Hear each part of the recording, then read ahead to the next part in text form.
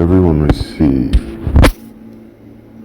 is a reflection of us. Welcome. Today I want to bring to you an interesting topic. One about sports stadiums and coliseums.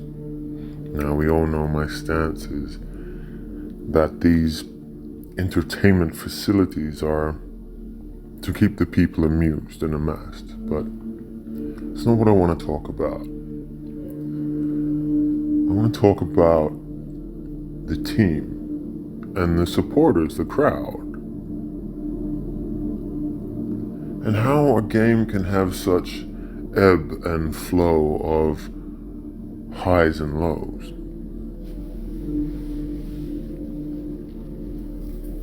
I want to talk about the structure on how supporters follow their team, because I think we've got it wrong. Well, at least here in Perth we do. You see, I'm going to talk about AFL, but it can relate to soccer or cricket or any sport, basketball, baseball. We support our team when they kick a goal or, anywhere that most of the crowd can yell. I mean, you don't usually hear a lot of it in baseball while they're pitching, but so it's generally in specific sporting arenas where the crowd plays an important role. Now, let's focus on soccer and football, AFL, NFL, any of the above. Football in general. So your team plays well, you're cheering along. They get in the open or they score a touchdown or a goal and the crowd goes wild. And you feel that high vibrational energy. And I've talked about this before. It feels good. But in this one, I want to talk about when the team makes a mistake, for example. And the crowd sort of takes a moment and there's a sigh or a breath out or oh, not again type moment. And these are deflating energies. You see, when the crowd is supportive and behind, it's okay. And if someone makes a mistake, they're like, oh, not again. Or how did you miss that? And the energy changes in the atmosphere in the stadium or the arena. And then it comes back up again if they make, amends for it or they score a goal. This is just how people support it. But what really fascinated me was what people do during the intervals. So let's take AFL, Australian rules, football. And what happens during quarter time and half time and 3/4 time? Well, everyone cheers at the start of the game, which is really good. It really pumps the teams up. And then you play through the quarter and this sort of thing. But with the first quarter, the teams stay on the ground. The same with the third. But the people or the supporters or the crowd, rather than stay on and boost your team by cheering or chanting support, uplifting them if they're behind, the people take the opportunity to go and get a drink or go to the toilet or go and get some food. So the energy dynamic of how you support your team changes. Which is really interesting because these are the times, especially if they're out on the field recovering, that the team should be chanting in support, uplifting the team, providing motivation, because they'll feel it, especially if they're feeling down. That's what the importance of a large crowd is, whether it's 5,000, 10,000, 100,000, it doesn't matter. The more energy you have to put into that, So if they're standing all in a huddle, they're channeling energy. And if the crowd is a home crowd and put it behind them, they will uplift it. Even if they're leading by 100 points, it doesn't matter. You throw it in there.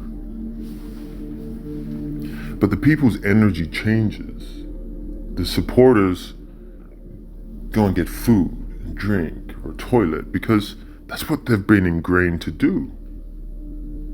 And then they come back and they go, I hope we play better. And if one team jumps, then they're already in a state of denial or untruth. And you can feel the energy change in the arena. And don't think for a second that the players can't feel that too. You have 100,000 people thinking the same thought, you're going to create more of that. We know this. Especially if it's one of mistakes. You see, teams play well when the supporters are all thinking the same level, the same bandwidth, the same frequency of where they're amazing. Whether they make a mistake or not, it's okay. You support them. You chant with them. You uplift them when they're down. You hear some teams, cheer squads, trying to do this if they're down. That's the whole reason. You don't have to just do it during the game. You do it during the intervals, even if they go off the pitch at halftime or first quarter or whatever it's going to be. They'll hear it and they'll feel it, especially with large crowds. So it's interesting because have you ever thought about that?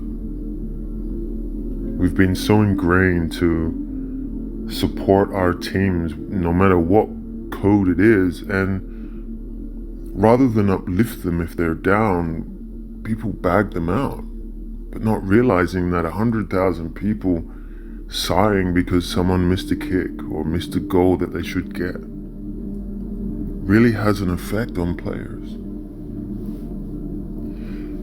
You can be disappointed that they didn't make it, but still be in a positive mindset that uplifts them because they know they'll do better next time. So it's interesting. When you look at cricket, there is a fan group called the Barmy Army from England. And they do it the best. No matter whether they're winning or losing, gladly most of them are drunk. However, the support for their team is there non-stop, whether they're batting or fielding. They realize that the energy they harbor is exciting, it's full of fulfillment and enjoyment, and it does bring the beauty and the help, and it can get the team that win because they realize it. It's the same thing like when you go to India or these places that have the drums and the banging and the music. The music gets the crowd going, but it doesn't just do that, it gets the players and the people playing the game going too.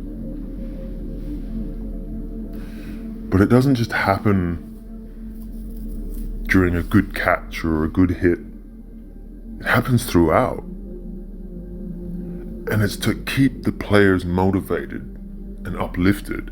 And if they're feeling down, they chant to make them better. It happens in English soccer as well. You get a lot of chanting. Chanting might be against another opponent, but what it does is it uplifts people. It uplifts your team to motivate to do better and work harder and faster and stronger. It gives you power and belief. The power of a crowd is not just support. Have you ever wondered when your team is losing, they always seem to keep losing because that is the majority of the supporters' mindset? Can you imagine if it was different? Even if your team lost, you'd still be okay because you'd be upbeat. And with a positive mind and a positive focus, you'll have better outcomes. Players will perform to their higher standards, to the higher expectations that people are. But as the media and people place such high expectations on human beings, They are not robots, they are humans. Do not treat them like they should be 100% every single time. Some of them are young kids learning the craft. If you cannot support your team in the right way, then you are harming it. I wonder if we all just change the way we support, would we see a different outcome? Would we all be enlightened more, happier more? It doesn't just stem to sporting events, it stems to a lot of things. Not just so that one team wins over the other, no. You have an enjoyable game.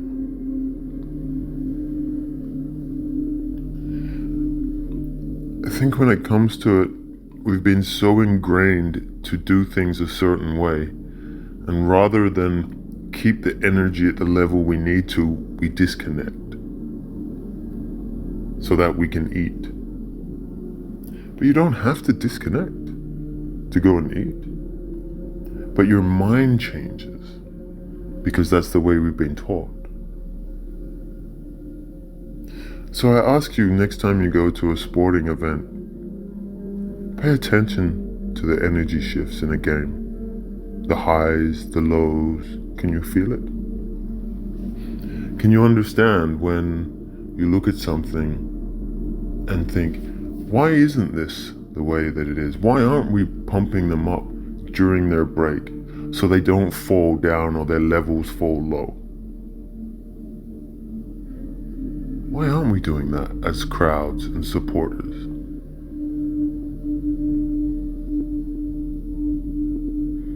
But just feel it, understand it, pay attention to it. And then maybe we can change the way we support our teams. For it is such a beautiful energy when everyone from one person to 100,000 people are all yelling in excitement. It is the best feeling.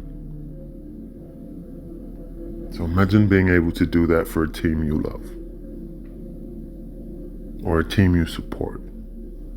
Imagine what that can do. With peace and love always.